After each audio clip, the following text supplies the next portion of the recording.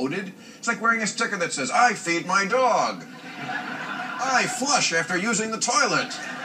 I keep my clothes on at the playground.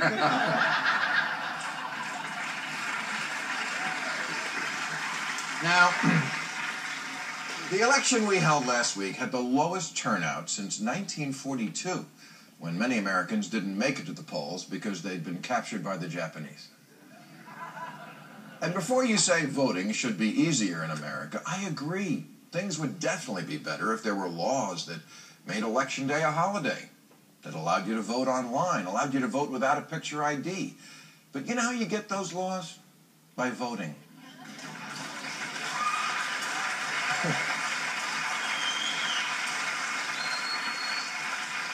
Russell Brand is in the news. He's a funny guy, but he just wrote a book that's more laughable, where he tells young people not to vote because the system is so awful and so dirty that the only solution is to bring it down. Not by violence, but not by voting either. No, by some sort of spiritual awakening. Oh, for fuck's sake. Fine, you know what? Don't vote, but don't dress it up as something noble or sophisticated. The fake excuses offend me. Like, politicians, they're all the same. No, you're thinking of the Lord of the Rings movies. Or, oh, it doesn't matter who wins. Well, in Florida last Tuesday, the Democrat lost the race for governor by 66,000 votes, and if he'd won, 700,000 poor Floridians would have gotten health insurance under the Obamacare Medicaid expansion that Republican governors block. So it would have mattered to them. And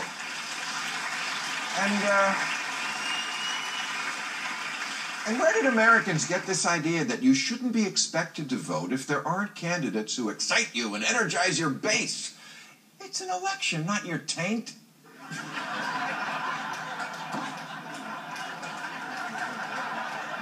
It's not a movie where you stay home if the trailer doesn't grab you. I'm so sorry you weren't inspired this time, that the candidates lacked charisma, but it's always been thus. And people used to just man up about it.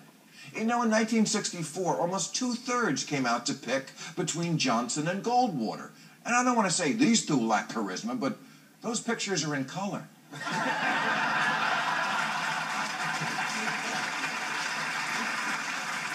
But, you know, to me, the most annoying excuse for not voting, well, Obama didn't deliver on his promises.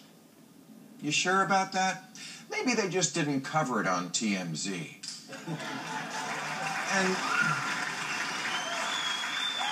And anyway, the choice was never between the perfect Obama in your head and the real one who came to Washington. It's between the real one and the two guys who desperately wanted to beat him so they could stamp America in their image. So for those of you who think voting doesn't matter, let's imagine the alternative reality where Obama lost both times and the country for the last 6 years has been run by his rivals.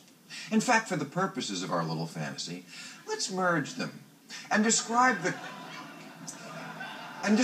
country under President Mitt McCain.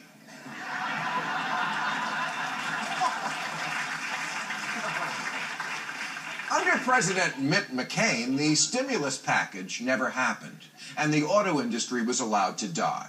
So we're now suffering through the 6th year of Great Depression 2 in 3D. Instead of Sonia Sotomayor and Elena Kagan on the Supreme Court, we have Paula Deen and Joe the Plumber. And the nearest abortion clinic is in London.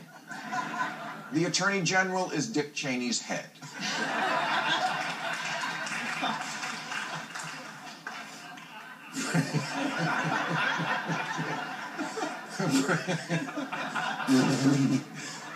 President Mitt McCain has halted all work on renewable energy, but we have built a $1 trillion coal-powered electrified fence on the border to keep out the one Mexican who still wants to get here. Oh, and Homeland Security czar Ted Cruz has deported all 12 million illegals, so now we have no fruit.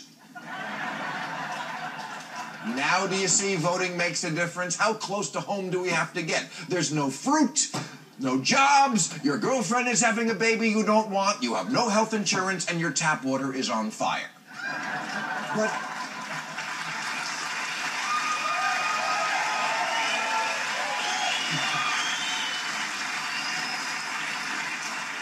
But keep telling yourself that because politics is dirty, so very dirty, that you, precious, by not voting or informing yourself or participating in any way, are clean.